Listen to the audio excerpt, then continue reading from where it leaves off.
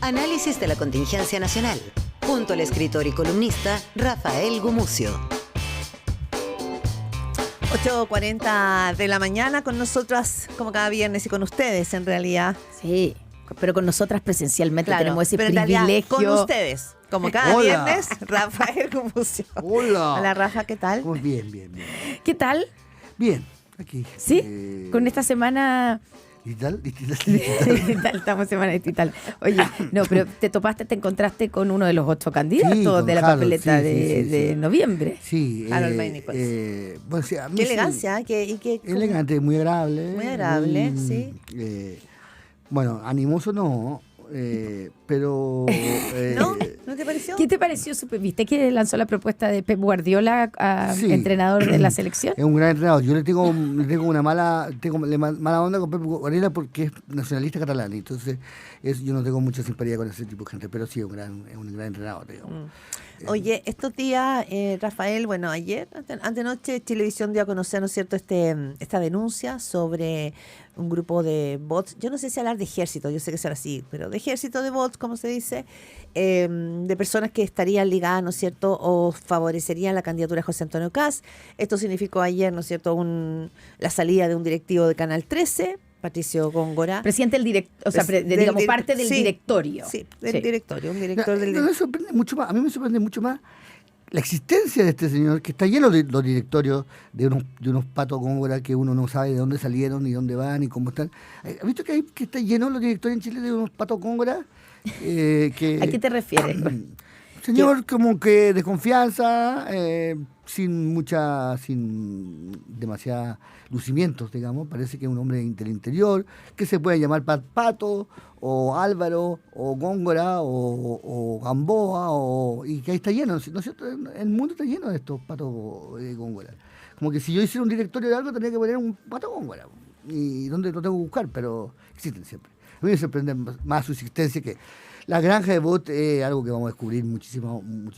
Estas yo creo que son bastante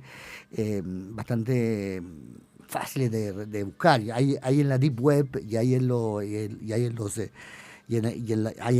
¿cómo se llama? En los Telegram y en los mucho más cosas que descubrir. Que ahí hay un mundo absolutamente escabroso.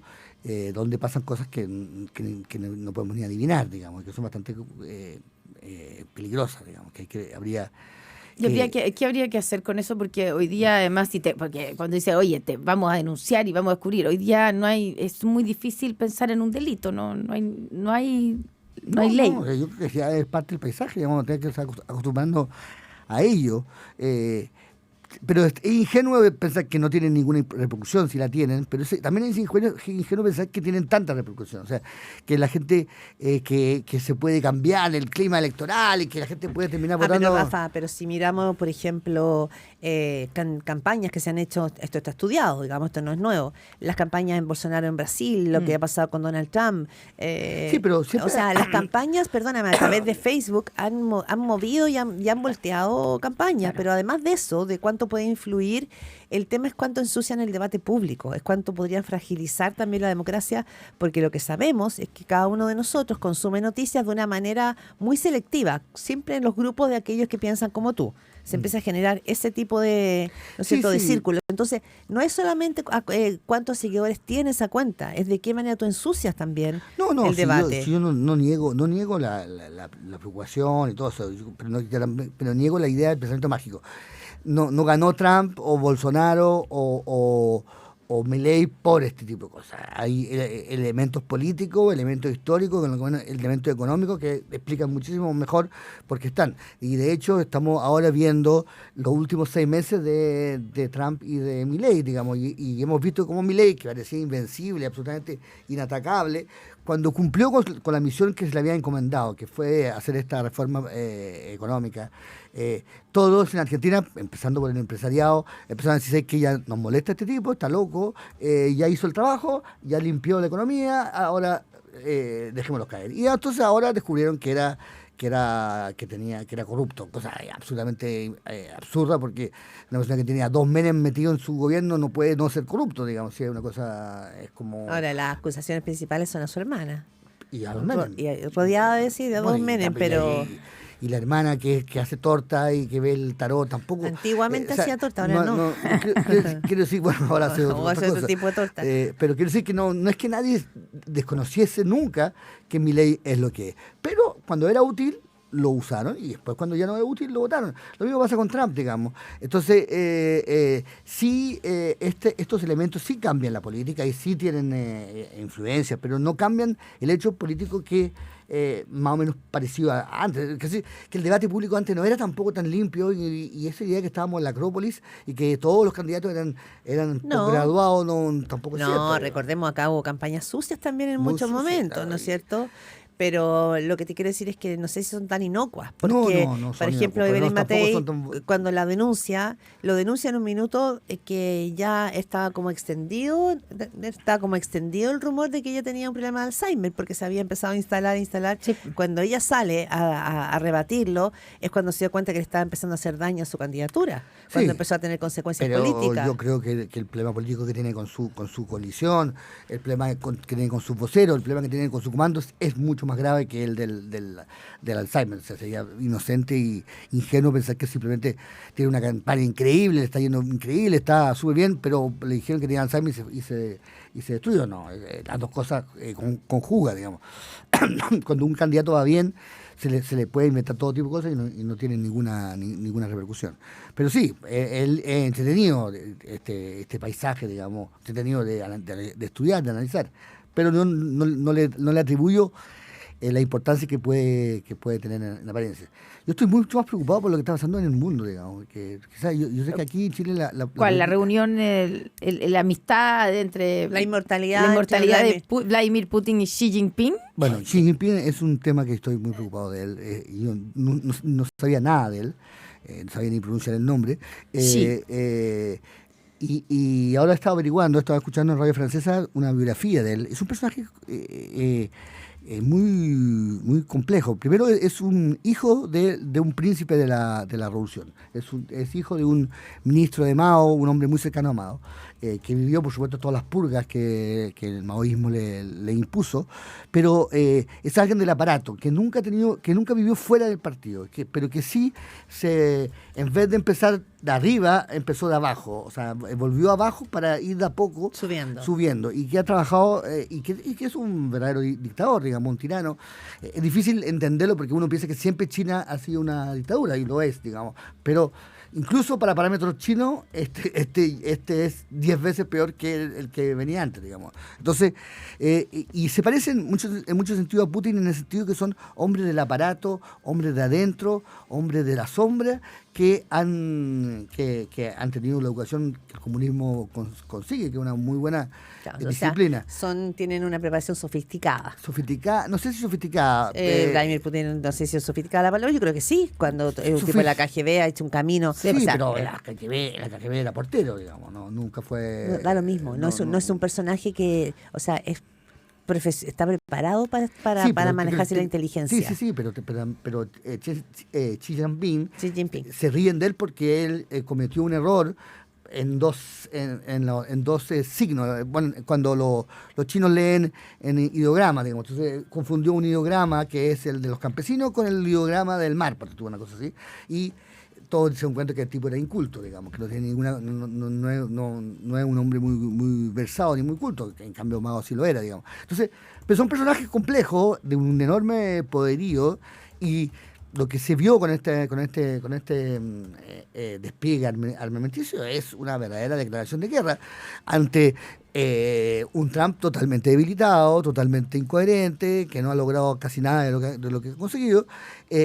Hace que yo tengo información, todo el mundo la tiene por lo demás, de que en Europa se están preparando, los conscriptos, los soldados se están preparando por una guerra que va a suceder, según se dice, el 2026.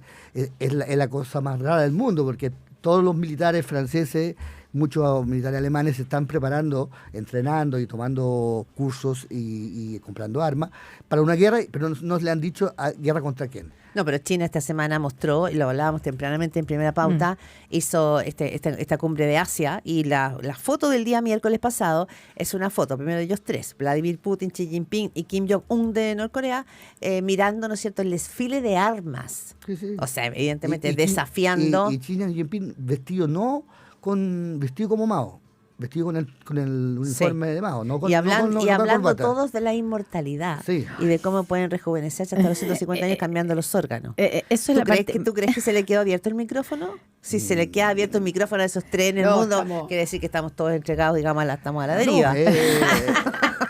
es tremendo, digamos, es tremendo. O sea, se están preparando por una guerra que no saben con quién va a ser y cómo va a ser, no saben quién va a perderla y quién va a ganarla. Y nosotros en Chile tenemos cero. Claro, Estamos bueno, por suerte, pero eso tiene tal vez el beneficio de estar lo lejos que no, estamos. eso me ¿o no? encanta, por eso hay que no hay que moverse acá.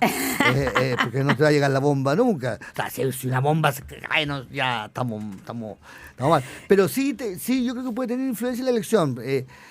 Si Milei se deteriora muy rápido, no creo que se deteriore antes de noviembre, así que quizás no. Pero se está deteriorando Donald Trump. No, Milei. Ah, Milei. No, Milei está en un Sí, en un Milei está en trance. una. No, Trump trance está deteriorando complejo. mucho más lento, pero tampoco está para nada brillante, digamos. Ha bajado mucho en la encuesta y tiene problemas económicos cada vez mayores, digamos. Entonces, eso puede tener una influencia, digamos, en la elección. No sé cuánta, pero claro, me preocupa pero me apasiona estos líderes mundiales que ninguno es brillante. Todos son hijos de papá o son personas del interior de los aparatos, digamos. Ninguno es un verdadero líder popular, lo es después, pero, o sea, cuando Putin no llegó por su popularidad, llegó porque era el guardaespaldas y después el secretario del alcalde de Moscú, digamos, y después de Boris Yeltsin. Son personas de adentro, es extraño eso, es como que no hay, es como personas